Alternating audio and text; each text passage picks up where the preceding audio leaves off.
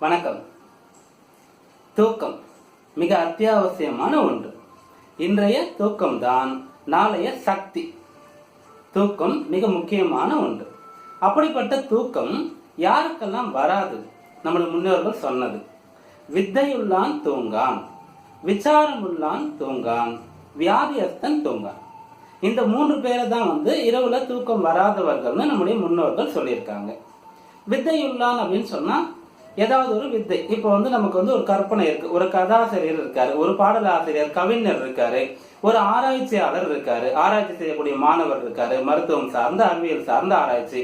அப்படி ஏதாவது ஒரு வித்தையை பற்றி ஒரு வீடு கட்டிட்டு இருக்கோம், அந்த வீடை எப்படி கட்டி முடிக்கணும், திருமணம் வைத்துட்டு இருக்கோம் பிள்ளைகளுக்கு, அந்த திருமணத்தை எப்படி செய்து முடிக்க போறோம், அப்படிப்பட்ட ஏதாவது ஒரு விஷயம் வித்தைகள் இருக்கக்கூடிய ஒருவர் தூங்க மாட்டார். தூக்கம் அவ்வளவு சீக்கிரம் அவருக்கு வராது. பிறகு விசாரம் இருக்கிறவர், ஏதாவது ஒரு விசாரம், கவலை, கஷ்டம், எப்படி இந்த கஷ்டத்தை சரி செய்ய போறோம், இதுல இருந்து மீள போறோம்னு சொல்லக்கூடியவர்களுக்கு தூக்கம் வராது. கடைசியாக வியாதியஸ்தன், உடல் உபாதை இருக்கக்கூடியவர்கள், நோய் நொடி இருக்கக்கூடியவர்கள், இவர்கள் தூங்க மாட்டார்கள் அப்படின்னு சொல்லியிருக்காங்க. ஆனா இந்த காலத்துல பெரும்பாலானவர்கள் 100க்கு 75% பேர் தூக்கம் வராமல் அவதிப்படுகின்றோம். படுத்தவுடன் தூங்கக்கூடியவர் வரம் வாங்கி வந்தவர் அப்படின்னு சொல்றோம். இரவெல்லாம் தூக்கம் வராம புரண்டு புரண்டு படுப்பவர் தண்டனை அனுபவிக்கின்றார், சாபம் வாங்கி வந்திருக்கின்றார் அப்படின்னு சொல்றோம். அப்படியாக படுத்தவுடன் தூங்கணும். நல்ல ஒரு இடையூறு, டிஸ்டர்பன்ஸ் இல்லாம நல்ல ஒரு தூக்கம் வரணும். அந்த தூக்கம் அடுத்த நாள் நம்ம செய்யக்கூடிய வேலைகளுக்கு எல்லாம் நமக்கு சக்தியை கொடுக்கும், நல்ல தெம்பை கொடுக்கும், உற்சாகத்தை கொடுக்கும், தோற்ற பொலிவை கொடுக்கும், ஆரோக்கியத்தை கொடுக்கும். அப்படிப்பட்ட தூக்கம் வரணும்ன்றது எல்லாருக்கும் ஆசையாக, கனவாக இருக்கு. அது வர்றதில்லை. எதனால இந்த தூக்கம் இந்த காலத்துல முதியவர்கள்னு சொல்லும் போது அவர்களுக்கு தூக்கம் வரலன்னா ஒத்துக்கலாம். நடுத்தர வயது இருக்கக்கூடியவர்கள், இளைஞர்கள், குழந்தைகளுக்கு கூட, சிறு வயதுல பள்ளி பருவத்தில் இருக்கக்கூடியவர்களுக்கு கூட சரியான தூக்கம் இந்த காலத்துல வர்றது கிடையாது. இது எதனால? இதற்கு என்ன தீர்வு? அதை பார்க்கலாம். ஜோதிட ரீதியாக பார்க்கணும்னு சொல்லும் போது தூக்கம், அந்த தூக்கம் வரக்கூடியதற்கு ஒரு ஸ்தானம் இருக்கு. படிப்புக்கு, குழந்தைக்கு ஒரு ஸ்தானம் இருக்கு இல்லையா? அப்படியாக அயன சயன போகஸ்தானம்னு சொல்லுவோம். 12ஆம் இடத்து ஒரு ஜாதகத்துல லக்னத்திலிருந்து 12ஆம் இடத்து அயன சயன போகஸ்தானம்னு சொல்லுவோம். சயனம்னு சொல்லும் போது தூக்கம். ஆதிசேஷா அனந்த சயனா ஸ்ரீனிவாசா ஸ்ரீ வெங்கடேசா, பெருமாளை வழிபடுறோம் இல்லையா? அனந்த சயனத்துல இருக்காரு இல்லையா? சயன கோலத்துல பெருமாள் தூங்கல, அவர் யோகத்துல இருக்காரு, தியானத்துல இருக்காருன்னு எடுத்துக்கலாம். இருந்தாலும் இந்த அமைப்பை நம்ம சயன கோலம்னு சொல்லுவோம். சயனம் சொல்லும் போது படுக்கை, நித்திரைன்னு அர்த்தம். அதற்கு இந்த 12ஆம் இடம் காரகத்துவம் வகிக்குது. 12ஆம் பாவம் இந்த நித்திரையை பத்தி சொல்லக்கூடியதாக இருக்கு. அந்த 12ஆம் இடத்தை எடுத்துக்கணும். பொதுவாக எந்த ஒரு ஸ்தானத்தை, எந்த ஒரு காரகத்துவத்தை, எந்த ஒரு விஷயத்தை எடுத்துட்டாலும் அதை செய்து முடிப்போமா, அது சரியாக வருமானு சொல்லும் போது அந்த ஸ்தானத்திற்கு, அந்த பாவத்திற்கு 3ஆம் இடத்தை பார்க்கணும். 3ஆம் இடத்தை உபஜயஸ்தானம்னு சொல்லலாம், தைரியஸ்தானம் சொல்லலாம். அது போல ஜெயம், காரியத்தை வெற்றி பெற்று தரக்கூடிய ஸ்தானமாக சொல்லுவோம். அப்படி 12ஆம் இடத்திற்கு 3ஆம் இடமாக வரக்கூடியது 2ஆம் இடம்.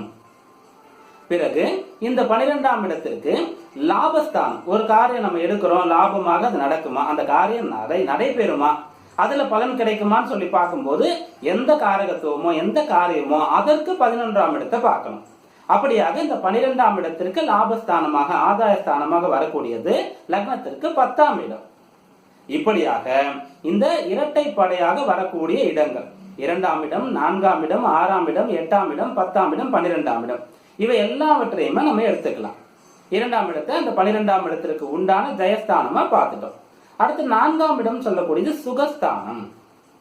ஒருவர் எப்படி சுகம் அனுபவிக்கின்றார், எதை செய்து சந்தோஷப்படுகின்றார், எது ஒருவருக்கு மன நிறைவை கொடுக்கின்றது என்று பார்க்கணும். அப்படி நல்ல பழக்க வழக்கங்கள் ஒருவருக்கு சுகத்தை கொடுக்குது, பிறருக்கு உதவி பண்றதுனால அவருக்கு மன திருப்தி கிடைக்குது, கல்வியில சிறந்து விளங்குறதுனால திருப்தி கிடைக்குது, பொழுதுபோக்கு கூட நண்பர்களோடு சேர்ந்து விளையாடுறது, நல்ல பேச்சு, பட்டிமன்றங்கள் போன்ற விஷயங்கள்ல கலந்துக்கிறது, அது போன்ற ஆன்மீக ஈடுபாடு, கோவில்களுக்கு யாத்திரை சென்று வர்றது, புத்தகங்கள் படிக்கிறது, இப்படியாக ஒருவருடைய சுகம் அனுபவிக்கக்கூடிய அவருடைய பொழுதுபோக்கானது அமையணும். அது நல்லது.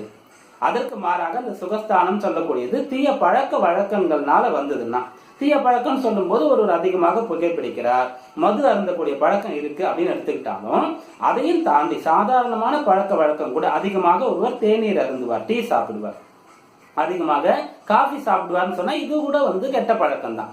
இதனால தூக்கம் தடைப்படும். சுகத்தை நல்ல விதத்துல அனுபவிக்கணும்.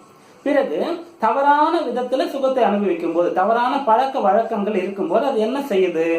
உடல் உபாதைகளை ஏற்படுத்தி கொடுக்குது. அது 6ஆம் இடமாக கருதப்படுது. எவருக்கு நோய் இருக்கிறதோ வியாதியஸ்தன் தூங்கான். அப்போது ஒருவருடைய அந்த பழக்க வழக்கம், ஒருவருடைய பொழுதுபோக்கு, ஒருவர் விரும்பி செய்யக்கூடிய ஒரு விஷயமானது அவருக்கு அது தவறான விஷயமாக இருந்தா அது நோயை ஏற்படுத்துது. அதனால தூக்கம் கெடுது. பிறகு நோய் வந்தா என்ன ஆகும்? பயத்தை உண்டாக்கும். இந்த நோய் நம்முடைய ஆரோக்கியத்தை கெடுக்குது. நம்முடைய ஆயுளுக்கு பங்கம் வருமோ, இந்த உடல் உபாதைகள் ஏற்படுமோ, இந்த உடல் உறுப்புகளை இழந்து விடுவோமோ, இதற்குண்டான மருத்துவங்களை செய்து கொள்ள வேண்டுமோ அப்படின்னு சொல்லக்கூடிய ஒரு பயத்தை ஏற்படுத்துது. அது 8ஆம் இடம். அஷ்டமஸ்தானம் பயம், கண்டத்திற்கு உண்டான அமைப்பு. அப்போது அந்த 8ஆம் இடத்தை எடுத்துக்கணும். பிறகு 10ஆம் இடம் சொல்லக்கூடிய ஜீவனஸ்தானம். கடமையை செய்தவர் நன்கு கண் உயர்வார். அதாவது ஒருவர் தன்னுடைய கடமையை திருப்தியாக நிறைவாக செய்துட்டாரோ அவருக்கு நல்ல தூக்கம் வரும். படுக்க போகும்போது இன்று காலையிலிருந்து நம்ம என்ன செய்தோம்? நன்றாக படித்தோமா? நம்முடைய வேலையை சிறப்பாக செய்தோமா?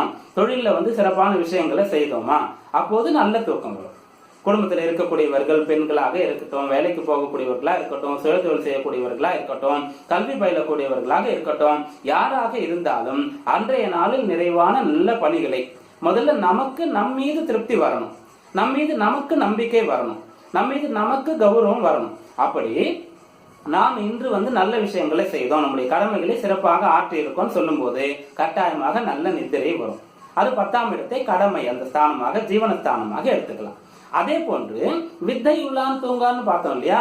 அந்த 10ஆம் இடம், நாளை காலை ஒரு வேலை இருக்கு, ஒரு 4 மணிக்கெல்லாம் நம்ம எழுந்துக்கணும், ஒரு பூஜையில போய் கலந்துக்கணும், ஒரு திருமணத்துக்கு போகணும், அல்லது நம்ம வீட்டு திருமணமே இருக்குன்னு சொல்லும்போது தூக்கம் வருமா? வராது. அதே போன்று ஒரு விமானத்தை பிடிக்கணும், ஒரு பிளைட்டை பிடிக்கணும், காலையில 5 மணிக்கு நமக்கு தூக்கம் வருமா? வராது. நாளைக்கு ஒரு முக்கியமான வேலை இருக்கு, ஒரு இடத்துல ஒரு முக்கியமான ஒரு ஒப்பந்தம் போடணும், முக்கியமான கோரிக்கையை வைக்கிறோம், கடன் வாங்குறோம், அல்லது தொழில் முதலீட்டுக்காக செல்றோம் அப்படின்னு சொல்லும்போது தூக்கம் வருமா? வராது. அப்படி காலை நேரத்துல நாளைக்கு ஒரு முக்கியமான மிக முக்கியமான பணி இருக்குன்னு சொல்லும் போது அப்போது தூக்கம் வராது. அதை 10ஆம் இடமா எடுத்துக்கலாம். இப்படி ஸ்தான ரீதியாக 4ஆம் இடம் சுகஸ்தானம். நல்ல வழியில் நிம்மதி நிறைவு கிடைக்கக்கூடிய அளவிற்கு நம்முடைய பழக்க வழக்கங்களை, பொழுதுபோக்குகளை அமைத்துக் கொண்டு, 6ஆம் இடம் தேவையற்ற கடன்களை தவிர்த்து நல்ல ஆரோக்கியத்திற்கு தேவையான உணவு பழக்க வழக்கங்களை கை கொண்டு, 8ஆம் இடம் தேவையற்ற பயம், சஞ்சலம், விசாரத்தை தவிர்த்து, 10ஆம் இடம் நம்முடைய கடமைகளை திருப்தியாக நிறைவாக சிறப்பாக செய்யும் பொழுது நமக்கு அந்த 12ஆம் இடத்துடைய நிம்மதியான நித்திரை, உறக்கம் கிடைக்கும். படுத்த உடனேயே தூங்கி நம்முடைய அடுத்த நாளுக்கு தேவையான சக்தியை நம்மால் புதுப்பித்துக் கொள்ள பெற முடியும். இன்றைக்கு ஜோதிட ரீதியாக ஸ்தானங்களின் அடிப்படையில் தூக்கத்திற்கு சம்பந்தமான விஷயங்களை பார்த்தோம். என்னென்ன விஷயங்களை இந்த ஸ்தான ரீதியாக செய்ய வேண்டும், இதை தவிர்க்க வேண்டும் என்று. அடுத்து நல்ல தூக்கம் அனைவருக்கும் கிடைக்க வேண்டும், படுத்த உடனேயே தூக்கம் வர வேண்டும், தூக்கமின்மை போன்ற பிரச்சனையை தவிர்க்க வேண்டும் என்ற விஷயத்திற்கு கிரகங்கள் ரீதியான பலன்களையும், கிரகங்கள் ரீதியான விஷயங்களையும், அதன் பிறகு வாஸ்து ரீதியான விஷயங்களையும் அடுத்த காணொளியிலே வீடியோவிலே பார்க்கலாம். நன்றி, வணக்கம்.